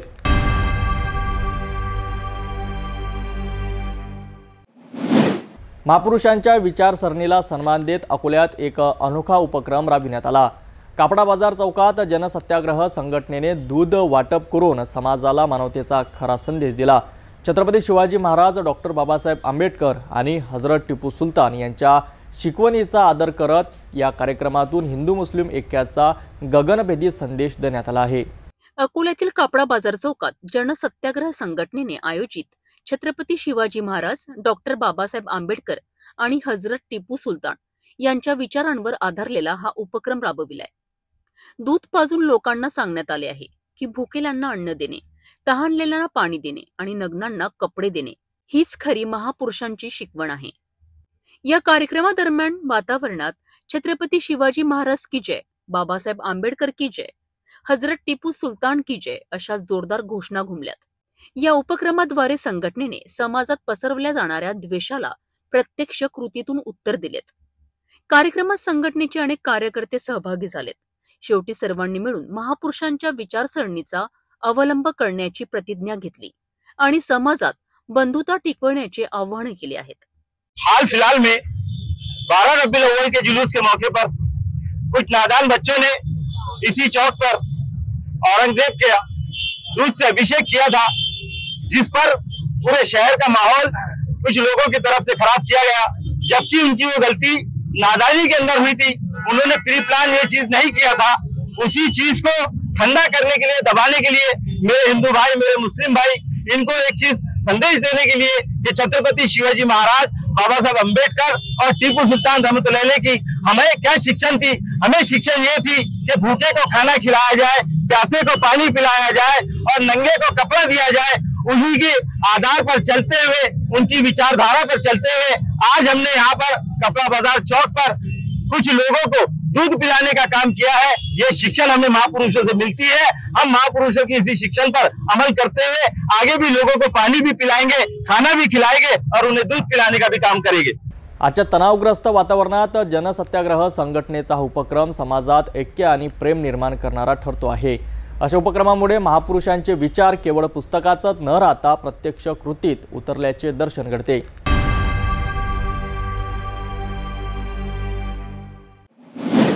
पितृपक्ष हा हिंदू संस्कृतीत पूर्वजनांना स्मरण करण्याचा, त्यांना तृप्त करण्याचा पवित्र कालखंड मानला जातो आणि याच पितृपक्षात मूर्तिजापूर आणि कंझरा येथे अखिल विश्व गायत्री परिवारातर्फे भव्य सामूहिक श्राद्ध, तर्पण आणि पिंडदानाला सोहळा संपन्न झाला। तब्बल 200 पेक्षा जास्त परिवारांनी या कार्यक्रमात सहभाग घेऊन आपल्या पूर्वजांना जल तर्पण अर्पण केले, पिंडदान केले आणि गायत्री यज्ञाद्वारे पूर्वजांच्या आत्मिक शांतीसाठी प्रार्थना केली। मूर्तिजापूर येथील अग्रेसन भवन आणि कंझरा येथील श्री जागेश्वर संस्थान येथे अखिल विश्व गायत्री परिवाराच्या वतीने सामूहिक श्राद्ध, तर्पण, पिंडदान व गायत्री यज्ञाचा भव्य सोहळा आयोजित करण्यात आला। शनिवारी अग्रेसन भवन येथे तर्पण संस्कार पार पडलेत, तर रविवारी कंझरा येथील श्री जागेश्वर संस्थान येथे पिंडदान आणि 11 कुंडी सामूहिक गायत्री यज्ञ संपन्न झाला। शांतिकुंज हरिद्वार येथून आलेले प्रतिनिधी डॉक्टर सुरेश राठी, डॉक्टर मधु अग्रवाल, सौ राठी, सौ काबरा, साधना गावंडे, करुणा घुमसे आणि चंदा डीके यांच्या पुरोहित्याखाली हा कार्यक्रम पार पडला। हिंदू संस्कृतीनुसार असा समज आहे की पितृपक्षाच्या काळात आपले पूर्वज पितृलोकातून पृथ्वीवर येतात, त्यांना तर्पण पिंडदानाची अपेक्षा असते। या काळात जे कोणी श्राद्ध कर्म करतात त्यांचे आयुष्य वाढते, संतती, संपत्ती, यश, सुख आणि शांती प्राप्त होते। या कार्यक्रमासाठी गायत्री परिवाराच्या कार्यकर्त्यांनी विशेष परिश्रम घेतलेत। नवदुर्गा कन्या भजनी मंडळ आणि जागेश्वर संस्थानाच्या ग्रामवासियांनी या सोहळ्यात सहकार्य केलेत। या कार्यक्रमात सहभागी झालेल्या प्रत्येकाने आपापल्या पूर्वजांच्या स्मरणार्थ तर्पण करून त्यांना तृप्त केलेत आणि आध्यात्मिक समाधानाची अनुभूती घेतली।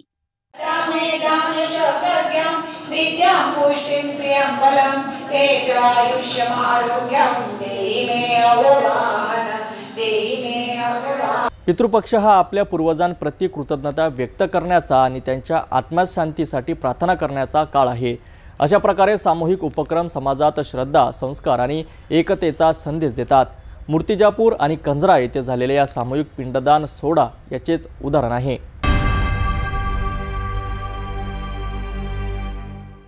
भेटूया एका छोट्याशा विश्रांतीनंतर। तपोवन पासून फक्त 1.5 किलोमीटर अंतरावर राधानगरी लेआउट लेक व्ह्यू प्लॉट सह मोजकेच प्लॉट शिल्लक। त्वरित संपर्क करा 9930706667 किंवा 7620433325 या क्रमांकावर। विश्रांतीनंतर पुन्हा आपले स्वागत। शेतकऱ्यांना शेतात जाण्यासाठी रस्ताच नसेल तर शेती करणार कशी? वाशिम जिल्ह्यातील कारंजा तालुक्यातील शेतकऱ्यांचा हा नेमका काय प्रश्न आहे? 2023 पासून हे शेतकरी रस्त्यासाठी प्रशासनाच्या दारात फिरत आहे। तहसीलदारापासून जिल्हाधिकाऱ्यांपर्यंत निवेदन देत आहेत, मात्र अद्यापही रस्त्याचं समाधानकारक उत्तर मिळालेलं नाही। आता शेतकऱ्यांनी थेट विभागीय आयुक्त कार्यालयासमोर उपोषण सुरू करण्याचा इशारा दिला आहे। वाशिम जिल्ह्यातील कारंजा तालुक्यातील शेतकऱ्यांची रस्त्यासाठीची लढाई दिवसेंदिवस तीव्र होत चालली आहे। गट क्रमांक 31 मधून शेतकऱ्यांना रस्ता मिळावा यासाठी 2023 पासून हे शेतकरी तहसील कार्यालय, महसूल विभाग, जिल्हाधिकारी कार्यालय अशा सगळीकडे पाठपुरावा करत आहेत। तहसीलदार धीरज मांजरे यांच्या कार्यकाळात शासकीय अहवाल तयार करून शेतकऱ्यांना हा रस्ता देण्यास मंजुरी देण्यात आली होती। इतकंच नव्हे तर वाशिम जिल्हाधिकारी यांनीही त्याच अहवालावर शिक्कामोर्तब केलं होतं। मात्र सध्याचे तहसीलदार कुणाल झालटे यांच्याकडून या निर्णयाची अंमलबजावणी करण्यात कोणतीही ठोस पावलं उचलली जात नसल्याचा आरोप शेतकऱ्यांनी केलाय। त्यामुळे शेतकऱ्यांना त्यांच्या शेतात पोहोचण्यास प्रचंड अडचणी निर्माण झाल्या असून शेती कामात थेट परिणाम होत आहे। या पार्श्वभूमीवर शेतकऱ्यांनी विभागीय आयुक्त कार्यालयाला निवेदन देऊन 18 सप्टेंबर 2025 रोजी थेट आयुक्तालयासमोर उपोषणास बसण्याचा इशारा दिलाय। शेतकऱ्यांनी सांगितलं की जर रस्ता तातडीने मंजूर करण्यात आला नाही तर हे आंदोलन आणखी तीव्र केलं जाईल. मला येथील शेतकरी दिनेश गणेशराव सावरकर आणि हे दादर तलाव झालेला आहे इसकपूर शिवारात. आमचं क्षेत्र म्हणजे आमचं शेती इसकपूर शिवारातनी आहे. तरी हे 1996 साली हे पाझर तलाव झालेला आहे. इथून आमचा रस्ता गेलेला आहे आणि इथपर्यंत आम्हाला रस्ता कायम आहे. इथपर्यंत रस्ता आहे आणि इथून आम्हाला धीरज मांजरे साहेबांनी अहवाल मंजूर करून दिला होता. तरी त्या अहवालाची अजूनही अंमलबजावणी झालेली नाही. तरी आता नवीन तहसीलदार साहेब झालटे साहेब आलेले आहे. त्या झालटे साहेबांनी अजूनही अहवाल तो मंजूर करून दिलेला नाही. अजूनही रस्ता आम्हाला बुडीत क्षेत्रातून देत आहे. तो रस्ता अजून आम्हाला बुडीत क्षेत्र वगळून धीरज मांजरे साहेबांनी बुडीत क्षेत्र वगळून तो उर्वरित क्षेत्र यशवंत शंकर सावरकर यांच्या शेतातून दिलेला आहे. तरी तो रस्ता अजूनपर्यंत आम्हाला मिळालेला नाही. तरी आता पावसाळ्याचा दिवस आहे, झडी लागलेली आहे, तरी आम्हाला तो रस्ता अजून पण मिळाला नाही. आमचे पीक पाणी सर्व वावरातनी आहे. ते अजूनपर्यंत आम्ही वावरात जाऊन पाहिलेलं नाही. ते सर्व पीक पाणी आमचं सर्व पाण्यानं कसं झालं काय झालं हे अजूनपर्यंत आम्हाला माहीत नाही. कारण की आम्ही वावरात झाले, आम्हाला रस्ता कोणी नाही. आणि इकडे प्रेमसंबंधाची माणसं आहे, ते पण आम्हाला 5-6 वर्षापासून ते पण आम्हाला वावरात जाऊ देत नाही. आणि 2021 पासून आमची तहसीलदार साहेबाकडे कलेक्टर साहेबाकडे 5 वर्षापासून आमची केस चालू आहे. तरीसुद्धा आम्हाला रस्ता मिळालेला नाही. शेतकऱ्यांच्या या मागण्या केवळ त्यांच्या वैयक्तिक सोयीसाठी नसून शेतीत पोहोचून अन्नधान्य उत्पादन सुरू राहावं यासाठी आहेत. आता प्रशासनाने तात्काळ कारवाई करून रस्त्याचा प्रश्न सोडवावा असं शेतकऱ्यांचं स्पष्ट मत आहे. 18 सप्टेंबरला होणाऱ्या उपोषणाकडे संपूर्ण जिल्ह्याचं लक्ष लागून राहिलं आहे.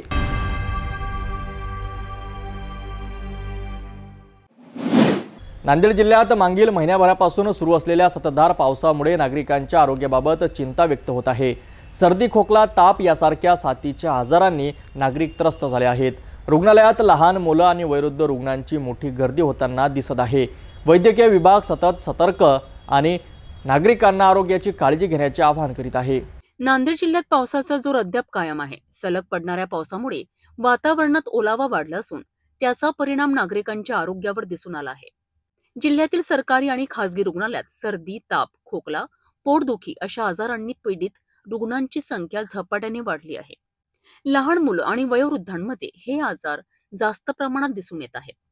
रुग्णालयातील बालरोग तज्ज्ञ सांगताहेत की हवामानातील बदलामुळे मुलांमध्ये विषाणूजन्य संसर्ग जलद गतीने पसरतोय. वैद्यकीय अधिकाऱ्यांनी नागरिकांना स्वच्छ पाणी पिण्याचा, उघड्यावर साठलेलं पाणी टाळण्याचा आणि स्वच्छतेकडे लक्ष देण्याचा सल्ला दिला आहे. शिवाय खोकला, सर्दी किंवा ताप आढळल्यास त्वरित जवळच्या दवाखान्यात उपचार घ्यावेत असे आवाहनही करण्यात आले आहे. आरोग्य विभागाने नागरिकांना घाबरू नये, मात्र आवश्यक ती काळजी घ्यावी असे सांगण्यात आले आहे. मी डॉक्टर युवराज अरविंद डारहाळे, वैद्यकीय अधिकारी, ग्रामीण रुग्णालय अर्धापूर. या ठिकाणी जवळपास पाहतात मागच्या 8-1 दिवसामध्ये पावसाचं प्रमाण कमी जास्त होत असल्यामुळं रुग्णांचे प्रमाण भरपूर प्रमाणात वाढलेले आहे. ज्या ठिकाणी आम्ही 100 ते 150 रुग्ण तपासायचो ओपीडी लेवलला, तर त्याच ठिकाणी आता 250-350 पर्यंत ओपीडीचे रुग्णांची नोंद झालेली आहे. खास करून सर्दी, खोकला, ताप आणि अंगदुखी, खाज येणे असे रुग्णांचे प्रमाण जास्तीत जास्त आढळून आलेले आहे. खास कर लहान मुलांमध्ये सर्दी आणि खोकला जास्त प्रमाणात आहे. तापीचे रुग्ण वाढलेले आहेत. तसेच लूज मोशन म्हणजे संडास उलटीचे प्रमाण पण वाढलेले आहे. यासाठी सगळ्यात महत्वाची दक्षता म्हणजे लोकांनी व्यवस्थित आहार घेणे, हात स्वच्छ धुणे, व्यवस्थित आहार घेणे, स्वच्छ पाणी पिणे आणि हात स्वच्छ धुतल्यामुळे जे काही कॉन्टॅजियस आजार आहेत जसं की कम्युनिकेबल डिसीज आपण याला व्हायरस म्हणू शकतो, व्हायरल इन्फेक्शन आहे, ते प्रिव्हेंट करण्यासाठी तुमचं व्यवस्थित जेवण, नाश्ता, जेवण व्यवस्थित करायचं, कामाला जाताना व्यवस्थित टिफिन घेऊन जायचा. बरेच आजार हे फक्त माणसाची रोगप्रतिकारक शक्ती कमी असल्यामुळे होतात. आम्ही या ठिकाणी रोजचे 150 पेशंट चेक करतो. त्यासोबतच सगळ्यासोबत आम्ही एक्सपोज होतो. आता आम्ही आमची इम्युनिटी चांगली ठेवतो, त्याच्यामुळे आरोग्य कर्मचारी आजारी पडत नाही. आणि सध्या जास्तीत जास्त प्रमाण हे तापीचं आहे आणि खाजीचे रुग्ण पण वाढलेले आहेत. तसेच डोकंदुखी, खोकला, मळमळ असे रुग्ण या ठिकाणी येतात. तर नांदेड जिल्ह्यातील नागरिकांसाठी ही आरोग्याची सावधानतेची घंटा आहे. वेळेत उपचार घेतल्यास साथीच्या आजारांवर नियंत्रण मिळवता येऊ शकतं। त्यामुळे स्वच्छता पाळा, आरोग्याची काळजी घ्या आणि सुरक्षित राहा।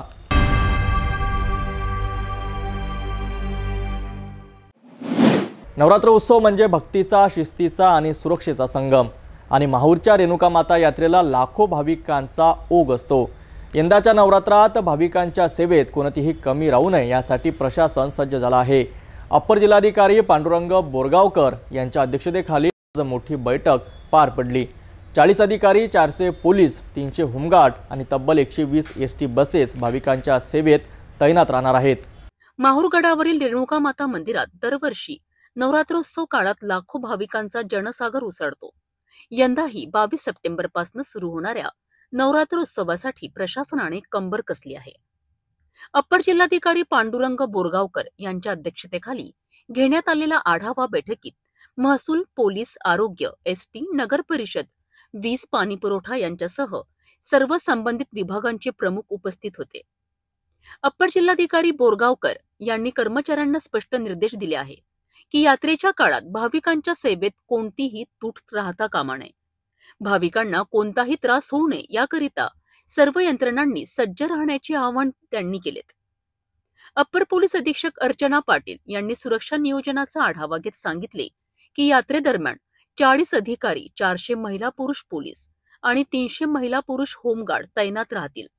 तसेच हरवलेल्या व्यक्तींच्या तक्रारींकरिता स्वतंत्र नियंत्रण कक्ष स्थापन करण्यात येणार आहे।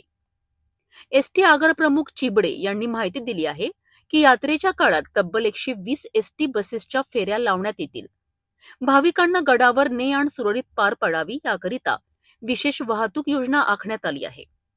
संस्थान व्यवस्थापक योगेश साबळे आणि उपकार्यकारी अभियंता साहेबराव भिसे यांनी मंदिराकडे जाणाऱ्या पायऱ्यांचे काम 19 सप्टेंबर पर्यंत पूर्ण करण्याचे आश्वासन दिले। तहसीलदार अभिजित जगताप यांनी सांगितले की यात्रेच्या काळात पाणी पुरवठा, सीसीटीव्ही, जीवरक्षक यंत्रणा, प्रकाश व्यवस्था, महाप्रसाद वितरण या सर्व बाबींवर महसूल विभाग नियंत्रण ठेवणार आहेत। बैठकीस उपविभागीय पोलीस अधिकारी रामकृष्ण मडघणे, पोलीस निरीक्षक गणेश कराड, सहाय्यक महसूल अधिकारी संतोष पवार, तालुका आरोग्य अधिकारी डॉक्टर राजेश माचेवार, नगर परिषद मुख्याधिकारी विवेक कांदे, वैद्यकीय अधीक्षक डॉक्टर किरण कुमार वाघमारे तसेच विश्वस्त मंडळाचे सदस्य चंद्रकांत भोपी, संजय काण्णव यांच्यासह अधिकारी, कर्मचारी मोठ्या संख्येने उपस्थित होते। माहूरची रेणुका माता म्हणजे लाखो भाविकांचा भावविश्वासाचा महोत्सव। प्रशासनाने आखलेल्या या कडेकोट बंदोबस्त आणि सुविधांमुळे यात्रेचा उत्सव सुरळीत पार पडेल अशी अपेक्षा व्यक्त केली जात आहे।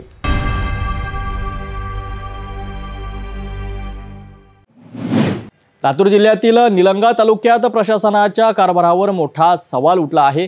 ग्रामपंचायतीच्या चुकीच्या निर्णयामुळे 7 एकर डोंगर जमीन बेकायदेशीरपणे भुईसपाट केल्याचा आरोप आणि याच न्यायासाठी नागरिक जिल्हाधिकारी कार्यालयासमोर आमरण उपोषण सुरू केलं आहे। प्रशासनावर सरपंचांपासून तहसीलदारापर्यंत कारवाईची मागणी होत आहे।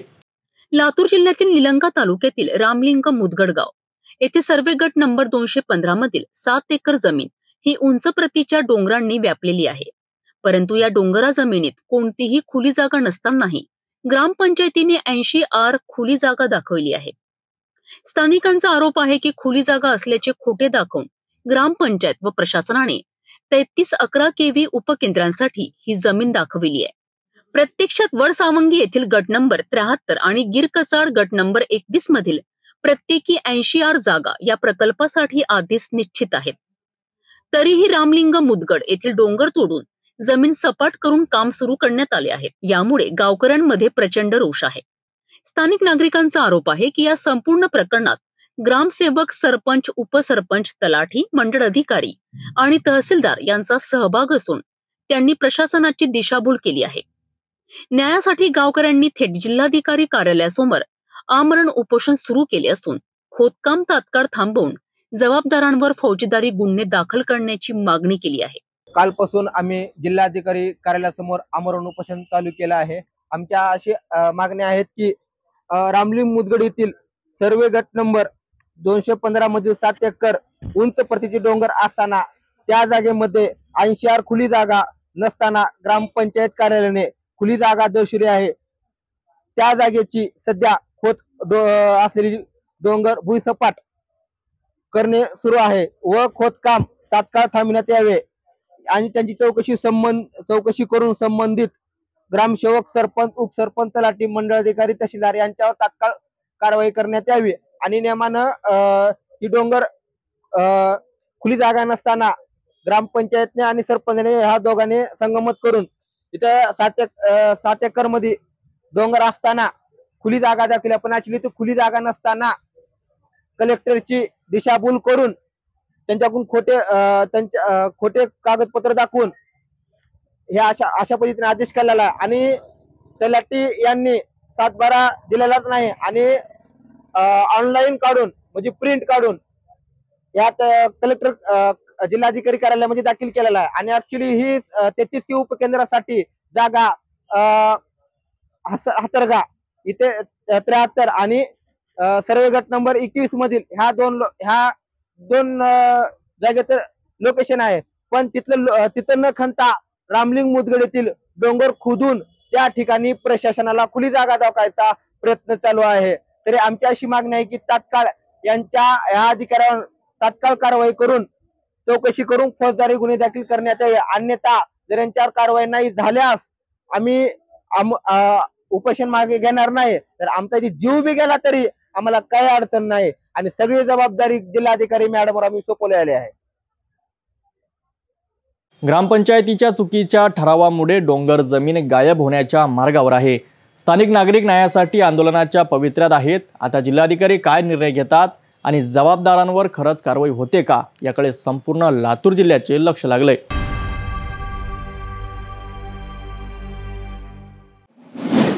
सातारा जिल्ह्यात एक अशी घटना घडली आहे जी ऐकून प्रत्येकाच्या चेहऱ्यावर हास्य फुललं आहे। आईच्या पोटी 7 बाळं, होय अगदी 7, यापैकी 4 बाळांचा जन्म एकाच वेळी झाला आहे। डॉक्टर, नातेवाईक आणि उपस्थित सर्वजण थक्क झाले आहेत। सातारा जिल्हा रुग्णालयात ही दुर्मिळ घटना घडली। कोरेगाव तालुक्यात माहेरी आलेल्या 27 वर्षीय काजल विकास खाकुर्डिया यांनी एका वेळी तब्बल 4 बाळांना जन्म दिला, त्यात 3 मुली आणि 1 मुलगा आहे। आश्चर्याची बाब म्हणजे 5 वर्षांपूर्वी ह्याच काजल यांनी 3 बाळांना जन्म दिला होता, म्हणजेच एका आईच्या पोटी आजवर तब्बल 7 बाळं जन्माला आली। ही डिलिव्हरी अत्यंत अवघड होती, मात्र डॉक्टरांच्या तात्काळ व यशस्वी प्रयत्नांमुळे आई आणि सर्व बाळ सुखरूप आहेत। या यशस्वी डिलिव्हरीसाठी doctor Desai, doctor Salma Inamdar, doctor Khadtare, doctor Zende, doctor Deepali Rathod आणि त्यांच्या संपूर्ण वैद्यकीय पथकाने विशेष परिश्रम घेतले। गुजरातमधील मूळ रहिवासी आणि सध्या सासवड येथे गवंडी म्हणून काम करणाऱ्या विकास खाकुर्डिया यांच्या घरी आता आनंदाचे वातावरण आहे। आईच्या पोटी 7 बाळं जन्माला आल्यामुळे जिल्हा रुग्णालयात एका प्रकारचा आनंद सोहळा साजरा झाला। नातेवाईक, डॉक्टर आणि परिचारिकांनी या प्रसंगाचा आनंद साजरा केला।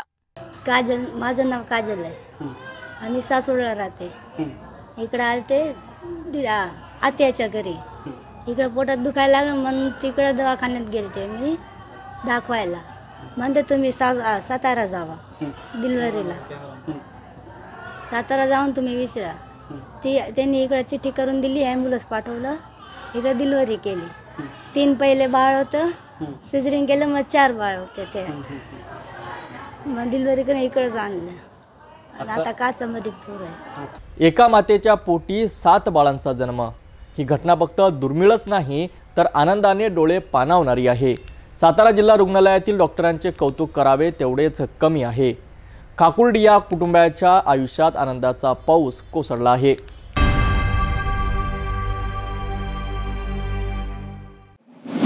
गरियाबंद जिल्ह्यात पोलिसांना मोठं यश मिळालं आहे। तब्बल 8 लाख रुपयाच्या बक्षिसाची महिला नक्षलवादी जानसी हिने आज पोलिसांसमोर आत्मसमर्पण केले आहे।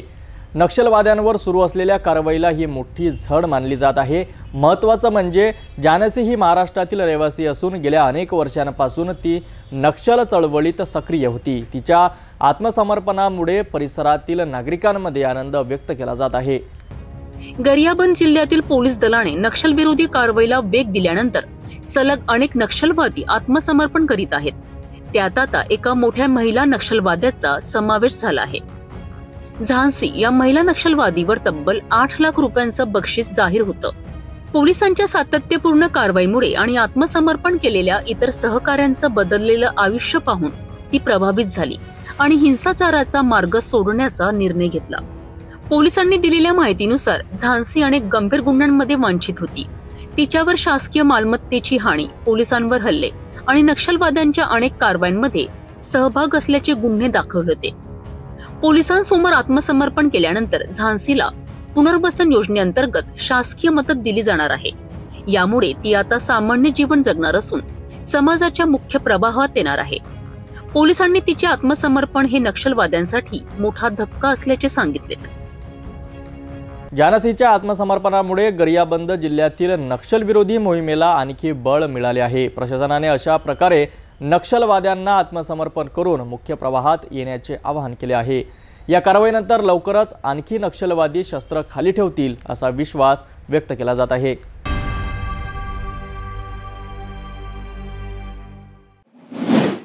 सातबाऱ्याविना शेतकरी म्हणजे ओळखीहीन नागरिक.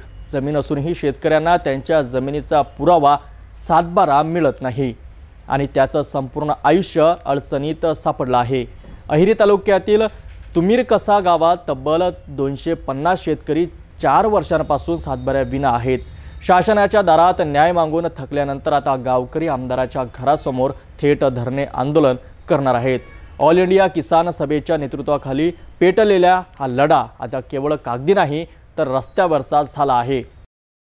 तुमीरकसा गावातील शेतकरी 2018-19 पर्यंत हस्तलिखित सातबारा मिळवत होते. मात्र ऑनलाईन सातबारा सुरू झाल्यानंतर गावकऱ्यांना सातबारा मिळणेच बंद झाले. परिणामी गावातील 250हून अधिक शेतकरी शासनाच्या योजनांपासून वंचित झाले आहेत. पीक विमा, नुकसान भरपाई, शेतकऱ्यांच्या मुलांचे शैक्षणिक काम, कर्ज सुविधा आणि सर्व जीवनावश्यक गोष्टींसाठी सातबारा आवश्यक आहे. परंतु तोच न मिळाल्याने गावकरी हताश झाले आहेत. 51 शेतकऱ्यांच्या जमिनीची प्रख्यापन गेली 4 वर्ष प्रलंबित आहेत. यामुळे बोनस, शेततळे योजना, सिंचन सुविधा, मच्छीगडा योजना सर्व काही बंद झालं आहे. गावकऱ्यांनी तहसील कार्यालय, उपविभागीय कार्यालय, भूमी अभिलेख कार्यालय यांचे उंबरठे झिजवलेत. अनेक वेळा निवेदने दिली, मागण्या केल्या, परंतु प्रशासन बहिर्याचे काम करीत राहिलेत. या अन्यायाविरोधात आता गावकऱ्यांनी धरणे आंदोलनाचा निर्णय घेतला आहे. ऑल इंडिया किसान सभेचे अहेरी विधानसभा क्षेत्राध्यक्ष कॉम्रेड सचिन मोतकुरवार आणि जिल्हा कार्यकारिणी सदस्य कॉम्रेड सूरज जक्कुलवार यांच्या नेतृत्वाखाली हे आंदोलन होणार आहे. गावकऱ्यांचा स्पष्ट इशारा आहे, सातबारा व पट्टे मिळेपर्यंत आमचा लढा रस्त्यावर सुरू राहील. ही ठिणगी जर शासनाने विझवली नाही तर हा लढा संपूर्ण अहेरी तालुक्यात पेट घेईल. हा संघर्ष केवळ तुमीरसका गावापुरता मर्यादित नाही तर संपूर्ण तालुक्यातील शेतकऱ्यांच्या हक्काचा आहे. शासनाने तातडीने डिजिटल सातबाऱ्याची समस्या सोडून शेतकऱ्यांचा हक्काचा पुरावा द्यावा हीच गावकऱ्यांची मागणी आहे. 2011 पासून आमचे सातबाऱ्याचे पट्टे जप्त करून ठेवलेले आहेत. तरी आम्हाला जर सातबारे जर देत नसतील तर आम्ही या सामोर जाऊन धर्मराव बाबाच्या घरी आंदोलन करणार. जोपर्यंत आम्हाला पट्टे देणार नाही आणि ऑनलाईन सातबारा मिळणार नाही तोपर्यंत आम्ही तिथून कुठं हटणार नाही. बारा रिकॉर्ड जप्ते मासी 10-12 वर्षां आसर म्हणता माकू थानामुळे माक वेला तकलीफ आसर म्हणता सातबारा दोरको बातले दोरको आणि सभ्य योजनेता बदे मा नुकसान आता वेला ये अदिनसाठी थाना बारे में माटू बच्चों को कई लोगों नगा निवेदन की तो मामदार न काजदार नगा कलेक्टर नगे बातले बोरे मावा परवा पूसा किशोरी लेर अदिनसाठी माटिंजे के आंदोलन हिंग माटू उडना की न म्हणता आणि धर्मराव बाबाला आमदार खासदार म्हणतो होण्यामुळे होना दारता गांजी माटू उपोषण कुपोषण उद्न म्हणतात. सर्वांना लाल सलाम. आज आम्ही इथं मेडपल्ली ग्रामपंचायतीत तुमीरकसा या गावात आहोत. या गावातील लोकांना 2018-19 पर्यंत पट्टे मिळत होते. त्या पट्ट्यामुळे ते धान वाण विक्री करू शकत होते. पण 2019 पासून ऑनलाईन झाल्यापासून यांना पट्टा नाही मिळत आहे. यामुळे यांच्या धानच्या बोनस, धान विक्री याच्यावर अन्याय होता व इतर शासकीय योजनापासून हे वंचित आहे. यामुळे ऑल इंडिया किसान सभाच्या नेतृत्वात माननीय धर्मराव बाबा आत्राम आमदार अहेरी विधानसभा क्षेत्राच्या घरासमोर आम्ही धरणे आंदोलन करण्याचा सर्वांनी निश्चय केला आहे. मोठ्या संख्येने नागरिक उपस्थित राहून तिथं आपला न्याय व अधिकार मागणार आहे. धन्यवाद. ऑनलाईन युगात डिजिटल सातबारा हा शेतकऱ्यांच्या आयुष्याचा पासपोर्ट झाला आहे, पण तोच बंद झाल्याने शेतकरी अडचणीत आहेत. तुमीर कसा गावाचा हा संघर्ष शासनाला जागे करेल का, की पुन्हा एकदा शेतकरी निवडणुकीच्या आश्वासनांनी फसवले जातील? शासनाच्या निर्णयाकडे आता सगळ्यांचं लक्ष लागलं आहे.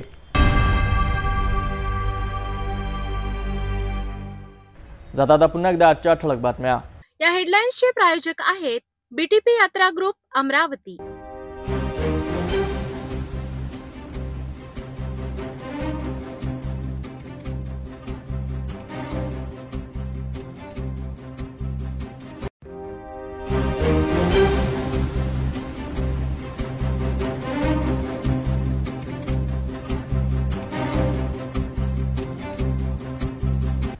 आपण आता सिटी न्यूज चॅनल आपल्या टीव्हीवर सुद्धा बघू शकता. यामध्ये next channel number 117, Jio channel number 872, GTV channel number 73, Fastway channel number 256 वर बघू शकाल. आता अमरावती जिल्ह्यानंतर विदर्भ आणि महाराष्ट्र दर्शक घर बसल्या आपल्या केबल टीव्हीवर सिटी न्यूज बातमी पाहू शकाल. यात Chhatrapati Sambhajinagar next setup box number 14, Yavatmal setup box number 12, Washim setup box number 26, Nanded setup box number 17, Mahur setup box number 07, Akola RRC setup box number 899 वर लवकरच आम्ही आपल्यापर्यंत पोहोचणार आहोत.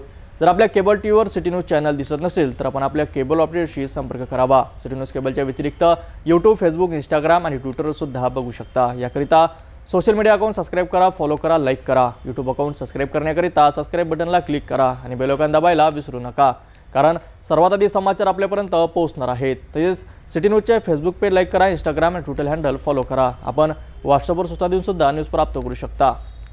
ही बातमीपत्र वेळेवरच थांबूया. पुन्हा भेटून घडामोडीसोबत. नमस्कार. हर खबर पर पैनी नजर, हर मुद्दे पर सटीक वार, यही है सिटी न्यूज की पहचान. जहाँ सच्चाई की आवाज दबाई जाती है, वहाँ सिटी न्यूज उठाता है सवाल. हर स्क्रीन पर, हर प्लेटफॉर्म पर हमारी मौजूदगी बोलती है. सिटी न्यूज हमेशा सच के साथ.